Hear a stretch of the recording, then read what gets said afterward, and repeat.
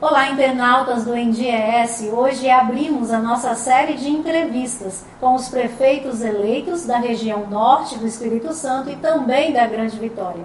E assim vamos dar continuidade por todo este mês de outubro, trazendo os prefeitos que foram eleitos, reeleitos, para que nós possamos conhecer um pouco das suas propostas, dos seus planos de governo e do que podemos esperar para esses próximos 4 anos. E abrindo essa série de entrevistas, nós recebemos aqui hoje no estúdio do NDES o prefeito eleito, Lucas Escaramuça, que teve aí 45.224 votos, né? 45.024 votos sendo eleito pelo município de Linhares, um candidato do Podemos, e que vem aí com um plano de governo onde a gente pôde acompanhar nessa sua trajetória de campanha, prefeito, uma visão um pouco mais ampliada para as populações.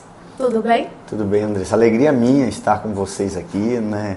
Com todos que nos acompanham, não é assim, estar aqui conduzido pelo linharense, né? Conduzidos por aqueles que acreditam na nossa história de vida, uma história de resiliência, né, de superação. Eu comecei minha vida lá em 2014, fui candidato em 2014, fui candidato em 2018, 2020, 2022, e no tempo certo, eu falo pela graça de Deus e pela oportunidade que o linharense me entregou, estou aqui, uma honra com você hoje. Nós né, agradecemos. E falar um pouquinho do que a gente apresentou para a cidade de Linhares. Nossa campanha foi fruto do que a gente de fato enxergava na cidade do dia a dia.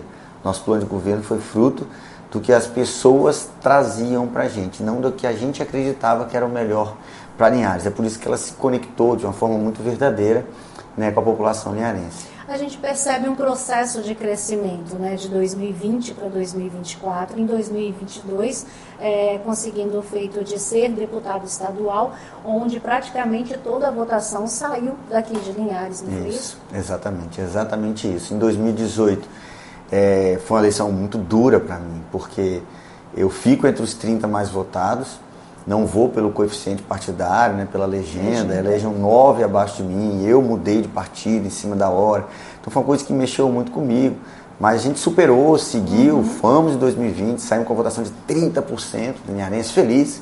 Em 2020 eu saía agradecendo, abraçando todo mundo, como se tivesse sido eleito. Então assim, isso deixou em paz, com o coração leve e disposto a construir. Em 2022, o linharense nos elege, né, com o dobro do que só em Linhares, do que precisava para ser deputado estadual, e o próprio linharense continua a partir daí, né, nos conduzindo, aumentando esse recall em todas as pesquisas e sinalizando, olha, a gente quer, chegou a hora de mudar, chegou a hora de um diálogo diferente. E eu sempre entendi que o linharense, tal como eu, não estavam aqui para passar uma borracha na história de ninguém, e sim para entender que o que nos trouxe aqui até o seu momento tinha sido suficiente, né, tinha sido acertado, mas que já não conduzia a gente para os acertos que a população demandava. Quando eu olho, Andressa, a própria fábrica, como eu disse, uma das grandes matrizes econômicas nossas, que são as indústrias. No passado, a indústria te pedia incentivo fiscal, não é? Ela te pedia área de logística para expansão e por aí vai. Hoje, a própria indústria pediu o quê? Lucas, cara, a gente tem a UAB, a gente tem a Faceli, a gente tem o IFES, cadê os arranjos para trazer qualificação e capacitação, altura? A gente tem tudo para isso, por que a gente não oferece?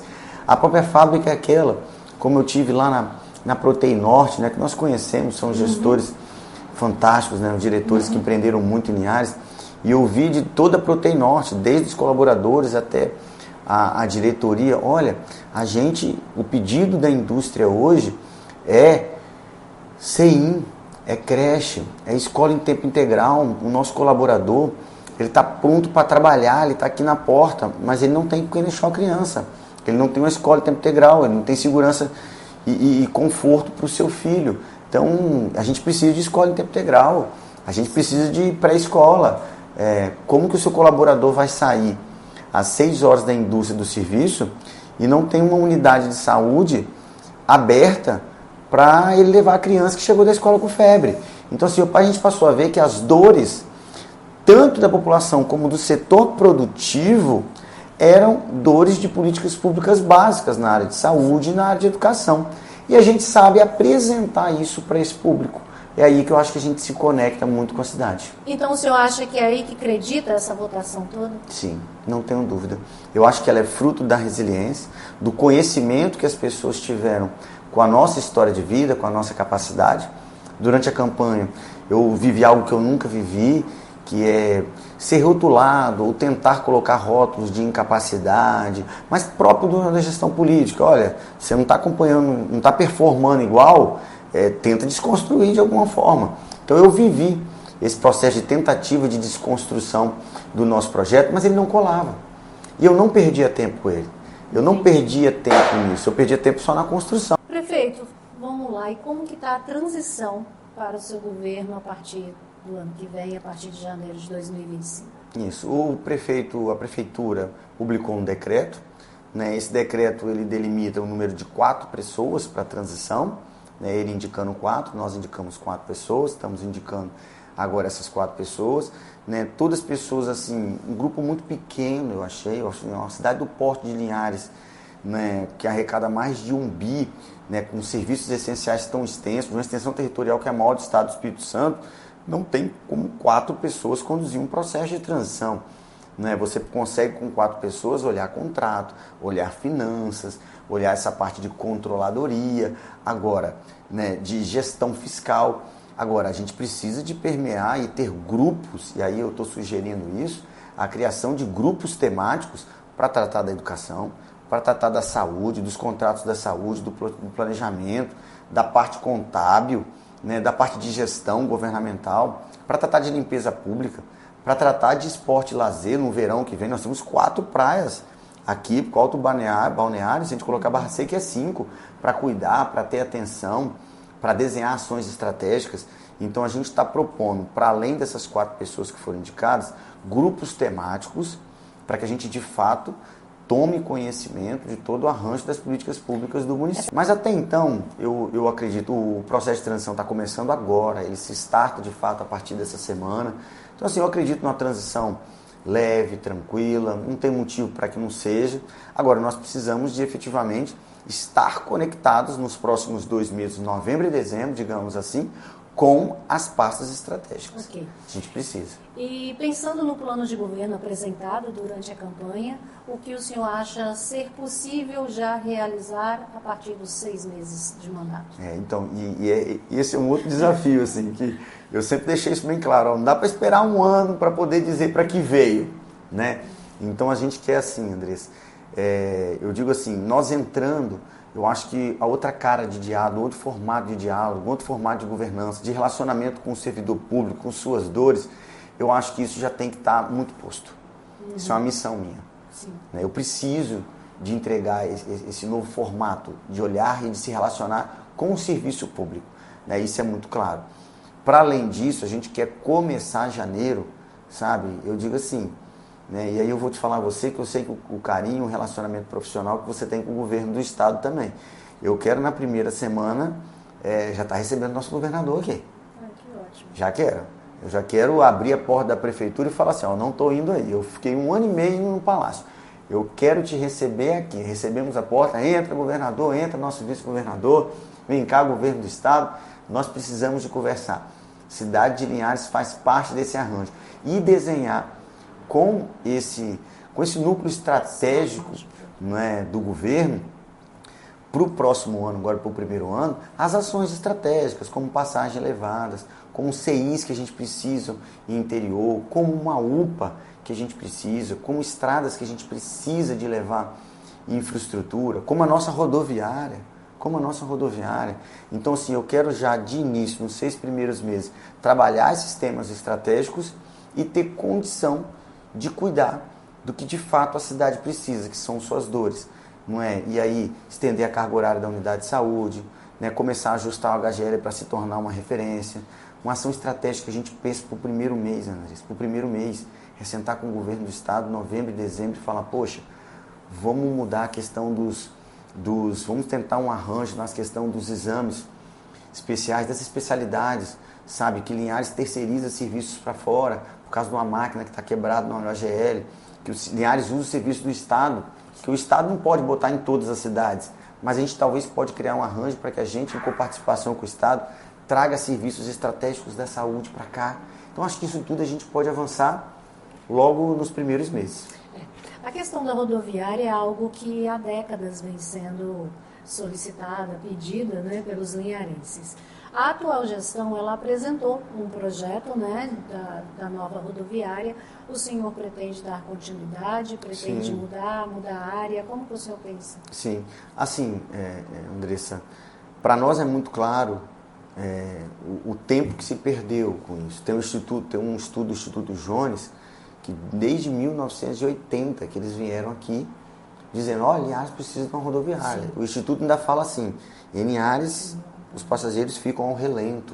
Isso está datilografado, né? Na época não era nem computador.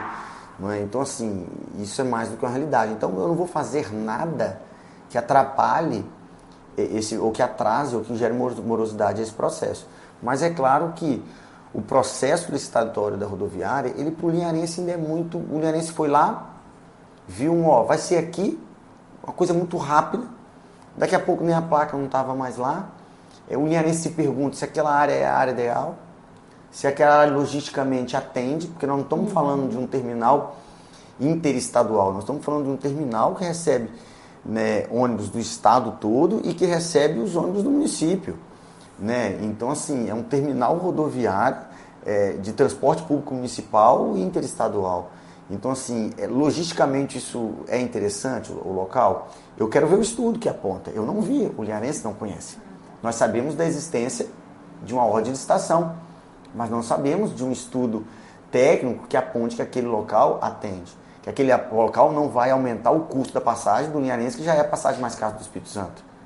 Entendeu? Então, como que eu vou usar aquilo como um terminal, não é, municipal, aumentando o custo da passagem? Eu não posso. Então, a gente vai ter que pensar nesse arranjo. Outra, me parece uma rodoviária um pouco aquém da realidade do município. Me parece. Uma rodoviária desse porte, que está sendo licitado em Linhares, está sendo licitado no norte junto com o governo do estado, por exemplo. O governo do estado está fazendo, não me recordo se é São Gabriel, São Gabriel da Palha, não me recordo da cidade agora. Tá? Mas no norte, sendo feito em parceria com o governo do estado. Então, assim, se atender, se as diretrizes estão ok, se a gente conversar com o linharense e falar, não, tá tudo certo, ok, vamos seguir.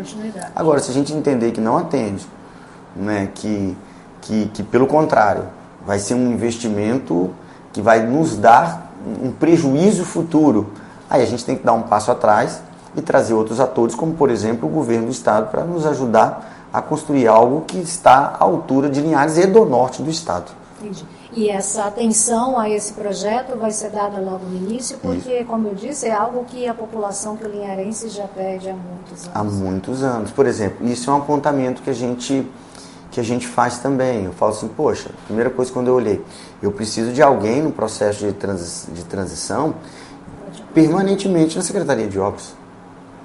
Porque tem obras em andamento, tem obras sendo planejadas. É a Secretaria de Obras e Serviços Urbanos.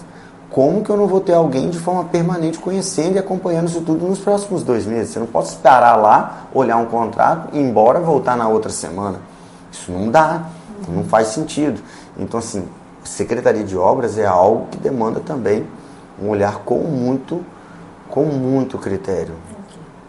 A saúde, né, temos alguns gargalos dentro do município que de fato se tornaram aí uma demanda recorrente da sociedade, da população, exigindo melhorias, exigindo de fato que algo seja feito. Né? É uma cidade que cresce muito em desenvolvimento econômico, né? Na verdade ela cresce no seu setor industrial, a gente sabe que a população acaba crescendo junto. Exatamente. Né? Linhares, no último censo do IBGE, teve um crescimento, vai continuar crescendo, e as demandas de políticas públicas, principalmente no desenvolvimento humano, é o que mais carece, é o que mais necessita quando a gente tem esse parâmetro que não está tão equilibrado, que precisa ser equilibrado. Você quer ver uma coisa que chama atenção? E eu fiz essa fala hoje. Eu tive a oportunidade de fazer essa fala na rádio e me trouxe aqui de te colocar isso também. Eu fiz 2 entrevistas, Andressa, essa semana passada para cá, em 2 veículos de comunicação aberta de TV. E os dois me perguntaram assim, mas Lucas, vai ter recurso para fazer isso? Todos os dois falaram. E aí eu sempre refletindo, falei assim, ó, vamos lá. Primeiro, o que o Lucas apresentou, o que o plano de governo do Lucas apresentou, a atual administração, no meio da campanha para frente, vendo o que de fato o linharense precisa, a partir da ida para as ruas, passa a apresentar. Então, assim, quando a gente falou de extensão do horário de funcionamento das unidades de saúde, a administração também passou a falar que precisa e reconheceu. Quando a gente falava em 2 UPAs, a administração falava em UPA. Depois, no plano de governo na TV, começou a falar de 2 UPAs, mesmo que não tivesse no plano de governo, porque viu a necessidade das UPAs para tornar o Hospital Geral uma referência em algo. Viana tem 2 UPAs, e Linhares não tem uma UPA adulta ainda. Não é? Então, quando a gente começa a apresentar que Linhares precisa, e a maior demanda dela é a escola em tempo integral, sabe? É uma dor da fábrica, sabe? Dos seus colaboradores, da diretoria. Pô, a gente precisa, não é? A gente precisa de mão de obra está aqui, mas as pessoas não têm com quem deixar os filhos, não tem. Então, assim, isso não faz sentido. E você vê outras cidades avançando. Então, passam a apresentar. Então, nada do que nós apresentamos não tenha sido reconhecido pelos outros candidatos também. Então, são desafios, tendo ou não recurso. Então, não é se a cidade tem recurso. Esses são os novos desafios. Os recursos nós temos que buscar. Nós temos que buscar. E aí, eu fui para uma outra reflexão. Não tem no estado do Espírito Santo que não reconhece Linhares como uma cidade rica. E muito rica, Andressa. E aí entra no que você falou. Nós temos famas de ricos. Cidade rica, cidade que empreende muito, que trabalha muito, que gera muita riqueza para os cofres do município, inclusive. Estão arrecadando mais de 1 bilhão. Isso está na boca de todos. E o próprio linharense já entendeu que esse discurso é um discurso que está aí para todos.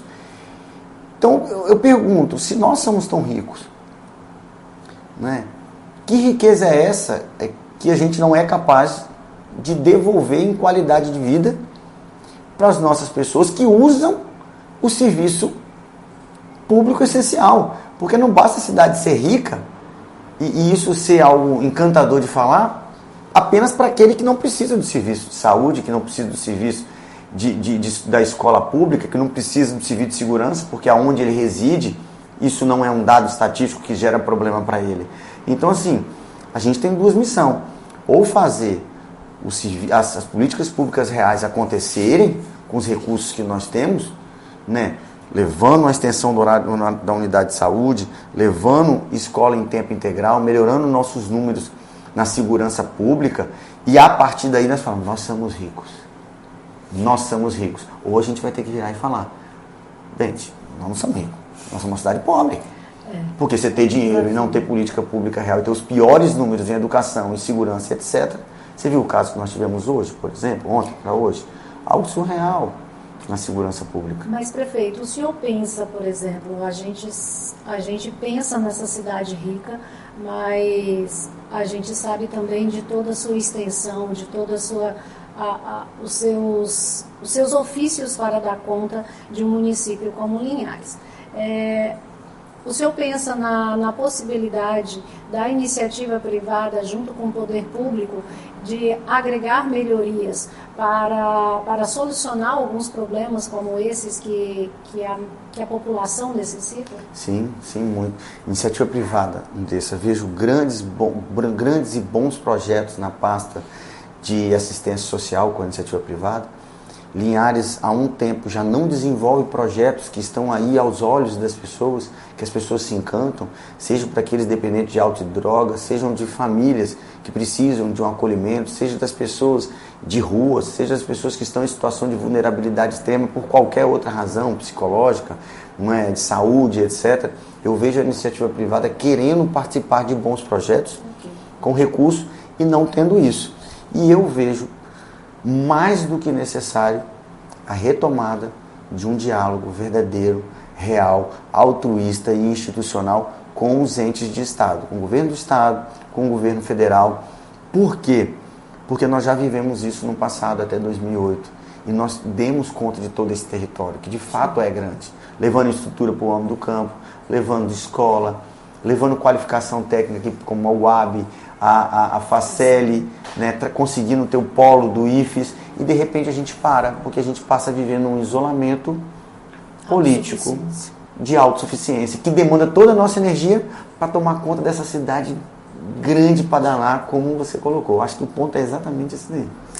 E sobre a parte administrativa, a gente sabe que é uma prefeitura que tem bastante cargos comissionados. Como o senhor pretende lidar com essa questão? Sim, eu até comentei um pouco isso. Alguns falaram assim, poxa, Lucas, tem cargo de comissão, é bom, pessoas que estão aí há 3 governos, estão aí até hoje. Você vai sair, né, assim, não tem nada disso, não vamos sair lá exonerando todo mundo, não é isso. Agora, cargos em comissão, cargos de confiança, o nome já diz. São cargos de confiança, né? Eles passam, eles voltam. Agora, é natural que pessoas boas, de setores que estão contribuindo, quando eu falo boa profissionalmente do que entrega, não é? Tá contente da dinâmica do departamento, tá dando conta, o departamento satisfaz, se relaciona bem com o servidor de carreira, por que mexer? Essa pessoa não pode ser aproveitada? Claro que vai. Agora, eu tenho dito o quê? Que a gente precisa de fazer uma reestruturação da máquina para que a gente consiga sanar as dores do profissional de carreira também. Porque, antes de tudo, a gente precisa de um profissional de carreira satisfeito e conseguindo entregar. Porque se a gente não tiver isso, essa conta não vai fechar nunca. Então, a gente vê a necessidade de, administrativamente, no primeiro ano, fazer um ajuste de cargos. Eu vejo necessidade de a gente ter que trabalhar enxuto, bem enxuto, para poder conseguir extrair o melhor da capacidade fiscal do município de pagamento, principalmente do servidor, para que a gente alcance um resultado e ache o formato ideal de trabalho. Porque para avançar nessas áreas que são necessárias e que precisa ser avançado, a gente sabe que também a parte administrativa precisa ser bem conduzida. Muito bem conduzida, não tenho dúvida. Me perguntaram até assim, os cargos temporários, Lucas, durante a eleição falaram que você vai exonerar todos os DTs da saúde e da educação. Falei, olha, ou eu passava a minha campanha toda dizendo que isso é mentira, ou eu só fazia uma fala como eu fiz, um vídeo, pessoal, esquece, isso não existe em lugar nenhum, isso é irracional, e seguia a minha campanha. Mas por mais que eu fizesse isso, questão política é assim, né? Tentavam lançar e as pessoas ficavam com medo. Olha, minha preocupação hoje é se a gente não pudesse renovar os contratos de DT da saúde, se a gente não pudesse renovar os contratos de DT da educação, aí nós teríamos um problemão, que talvez eu não conseguiria sanar nesses 2 meses por ele não estar na prefeitura. E o ano começa o ano que vem. E as aulas iniciam e a saúde não para. Então isso não é um problema, né? Os cargos temporários podem ser recontratados pelo que a gente viu. A gente vai acompanhar isso na transição direitinho. Prefeito, um problema comum nos municípios são as longas filas à espera de exames de maior complexidade, né? E cirurgias. Como sua gestão vai enfrentar esse desafio? Já estou conversando com a Secretaria de Estado da Saúde. Não vou. Já estou, porque isso é de fato uma grande preocupação e é uma das principais demandas que chegavam até mim. Toda caminhada eu tinha isso, essa reclamação. Nós temos, por exemplo, como endoscopia e colonoscopias, que elas são feitas fora, mas elas são feitas fora porque a máquina do HGL está quebrada. Há 1 ano. E todos os exames que são feitos fora, mas é porque o município não oferece. E o Estado não tem como ter essa licitação em cada cidade. Sim. Então, assim, o nosso arranjo, como por exemplo a cirurgia de cataratas. Então, qual é o nosso desejo? É poder ver o que a gente pode usar da máquina do Estado, trazer isso para próximo de nós, para próximo do ilharense, e ver o que nós podemos fazer aqui na nossa rede municipal, que é forte na oferta de exames em específicos, né, de complexidade. Então, assim, é possível achar esse arranjo. Por exemplo, quando nós falamos da máquina do HGL que está quebrada e as pessoas fazem uma endoscopia, uma colonoscopia, que é um exame difícil, que tem que se preparar um dia antes, fora da cidade, na mesma hora, durante a campanha, o governo municipal veio dizer que não, nós estamos consertando a máquina já e nós vamos fazer aqui. Entendeu? Então, assim, na mesma vez falar, olha, cirurgia catarata, nós já estamos começando a fazer aqui. Pô, mas não é só começar a fazer aqui, é por que não dialogar como fazer isso para o Estado, como não oferecer uma condição para que se faça isso aqui. Então, esse arranjo de diálogo que ele precisa de ser feito a várias mãos e que a gente quer fazer já a partir de agora, com a rede do Estado também e com os atores públicos privados da cidade de Linhares para tentar começar o ano em um outro formato. Em relação ao abastecimento de água, que é um outro desafio que Linhares enfrenta, quais medidas pretende tomar para enfrentamento, né, em períodos de estiagem? E você acha que vai ser possível realizar já no início do mandato? Como que está esse planejamento para colocar esse problema, né, em solução? Nós tivemos com o Xambim, que é o presidente da Comissão de Infraestrutura da Assembleia, aqui em Linhares, na Câmara Municipal, fizemos uma audiência pública para tratar do abastecimento público da água. Né? Audiência pública bacana, leve, né? Onde nós fomos assim, muito claros em tentar entender todo esse arranjo com o próprio SAAI, com a autarquia. Estivemos no outro dia na autarquia, né, pelos gestores da autarquia, com servidores que fomos muito bem recebidos. Foi uma visita muito bacana, entendemos qual espaço que podem dar, o que avançou, o que não avançou, as metas a longo prazo. Tudo isso tinha um propósito, Andressa.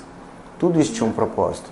O propósito era levar isso para dentro da Comissão de Infraestrutura e estabelecer um projeto em parceria com várias mãos e instituições para que a gente fizesse um novo programa ou um programa de abastecimento público da cidade de Linhares nos próximos anos, de forma inteligente, eficiente, né, e que atendesse os anseios, seja da iniciativa privada, seja da população, seja do SAAI, do Sistema de Abastecimento. E fizemos. Hoje nós estamos lá na Assembleia, junto com o deputado Xambim, que é o presidente da comissão, em fases finais de estabelecer uma parceria, né, junto com o IFES, junto com isso do Estado do Espírito Santo e junto da iniciativa privada, para nós fazermos no próximo ano um novo plano de abastecimento público de água no município de Linhares, atendendo aos anseios de toda a região, de toda a extensão territorial da cidade e aos anseios do setor produtivo. Então eu creio que até o final do ano, a gente já está, o Xambim, né, o presidente da Assembleia, o presidente da Comissão de Infraestrutura, né, eles estarão aí, talvez aqui em Linhares ou em Vitória, nós vamos definir um local ainda, junto com o IFES, junto com o FINDES, estamos chamando a FINDES também para o jogo, para a gente alocar forças e energias para construir um novo plano de abastecimento público de água para a cidade de Linhares para os próximos 15 a 20 anos aí. Mas o senhor acredita então que dentro desse arranjo continua o SAAI como autarquia? Sim. Alguma possibilidade de... Não vejo se falar em privatização agora não. Eu acho que o grande passo nosso agora, Andressa, é a gente dar ao SAAI o que ele precisa, que é reconhecimento, né, que é estrutura, não é, que é valorização em todos os sentidos, né. O SAAI sempre foi reconhecido como isso, ele naturalmente teve um processo de sucateamento, né, e a gente precisa de colocar o SAAI onde ele precisa de estar, né. O dia que o SAAI estiver assim, cara, nós estamos aqui, nós estamos aonde é o nosso lugar hoje, né, seja o servidor, seja a capacidade de enxergar ele como um ator que entrega tudo que precisa, né, para a cidade, para o setor produtivo, para as pessoas, a partir daí a gente pode startar um outro diálogo. Hoje eu acho que não, eu acho que é valorizar a autarquia como ela é, né, e posicionar ela muito bem hoje. Mas, prefeito, o SAAI eu vejo que pelo crescimento populacional, pelo crescimento que Linhares tem, se expandindo nas mais diversas regiões, o senhor acredita que o SAAI talvez seja uma questão mais de estrutura, de capacidade de dar assistência e de abastecer esse crescimento todo que Linhares está tendo, não? É isso aí, exatamente isso. Linhares cresceu muito em expansão territorial. O linharense não tem a cultura da verticalização, não tem jeito.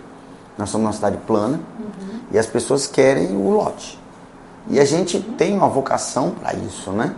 Então, assim, a gente tem um lote germinado, a gente quer o lote, a gente não quer é do linharense, né? E é bacana, mas o custo disso é que a cidade, se você pegar da ponte até depois do Canivete, nós estamos falando de 20 quilômetros para chegar lá, para chegar lá. Então, como é que você joga a água de um ponto de captação aqui do rio, aqui na colina, 20 quilômetros à frente?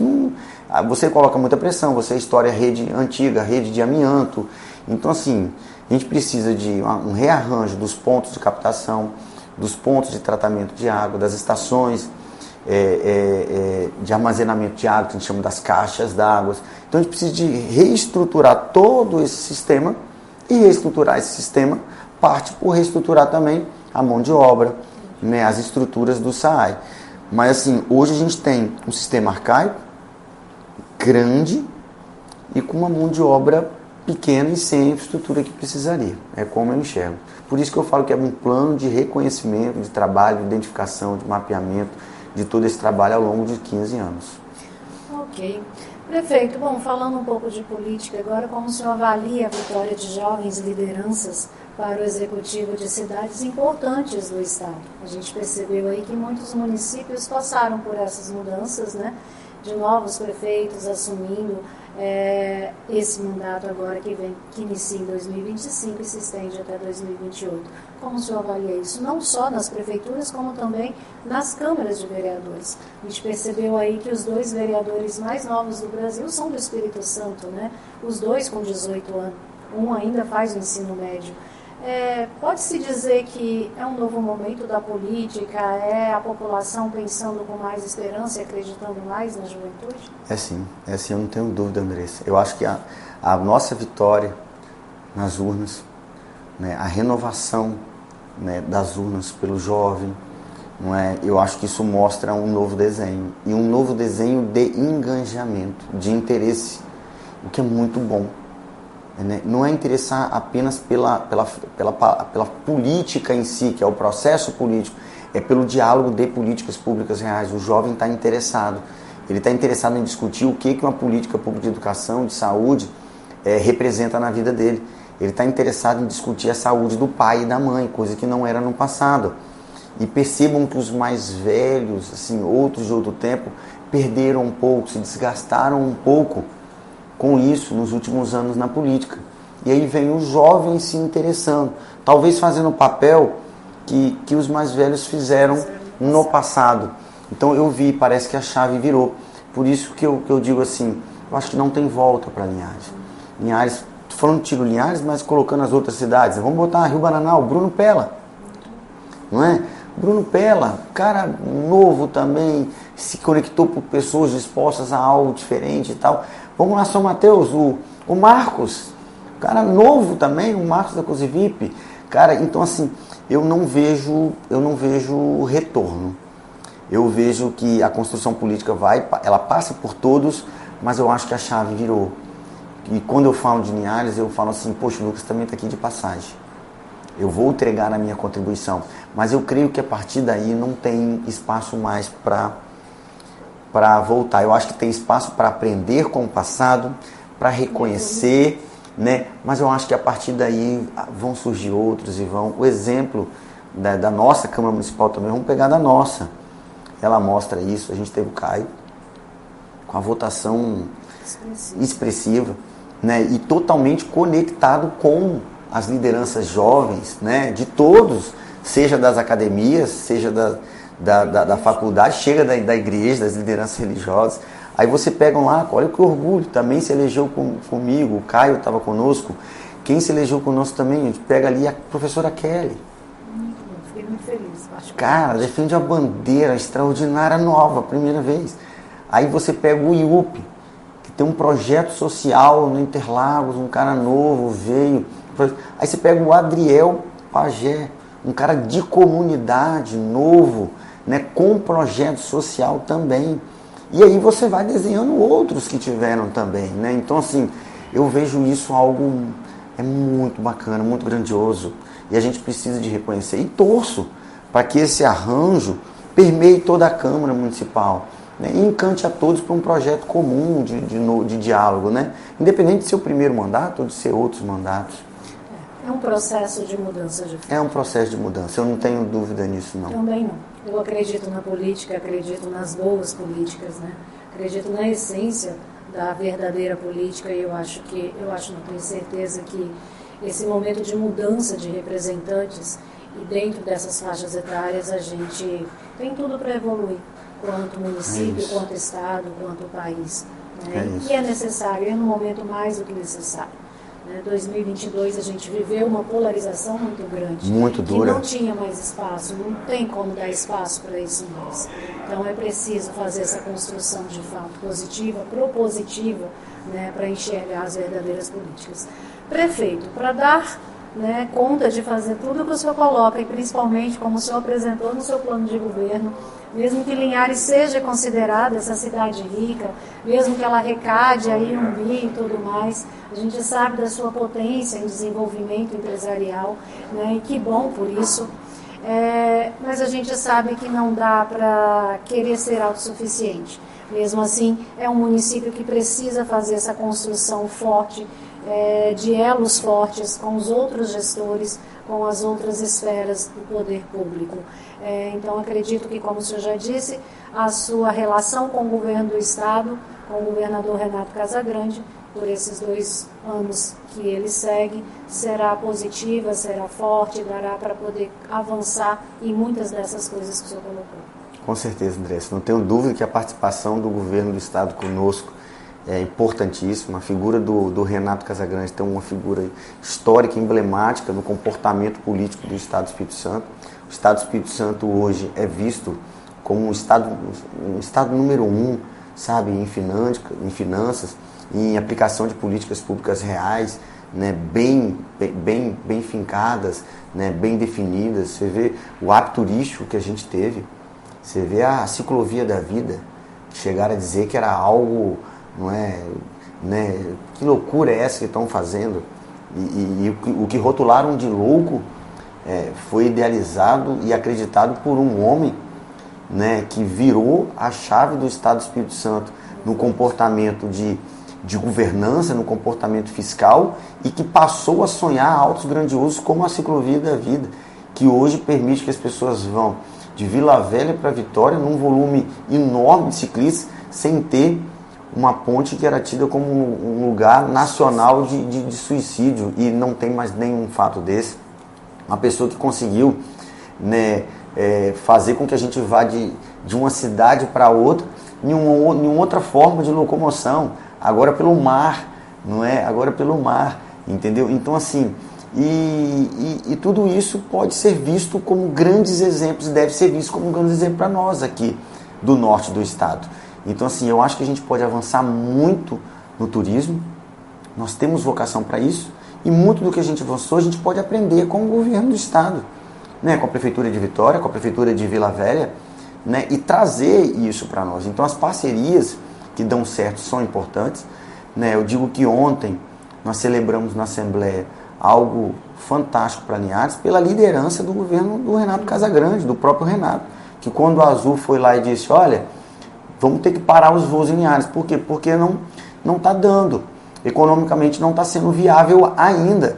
E aí o Renato Casagrande, junto com o vice-governador, que é o atual secretário de Desenvolvimento, o Ricardo, levantam a mão e falam, não tem passo para o retrocesso aqui, né? Nós precisamos do aeroporto naquela região.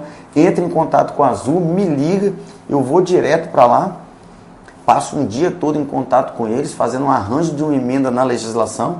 Passamos o final de semana conversando com a Fazenda Pública, né, com os líderes do governo, o Thiago Hoffmann, o Dari, e aí na segunda o Marcelo Santos, né, que já tinha estado lá também, junto com o Renato, né, com o nosso governador Renato Casagrande, pauta em regime de urgência ontem, e a gente consegue reduzir o ICMS para o querosene de avião de 17% para 8%. E aí as companhias aéreas falaram, opa, peraí.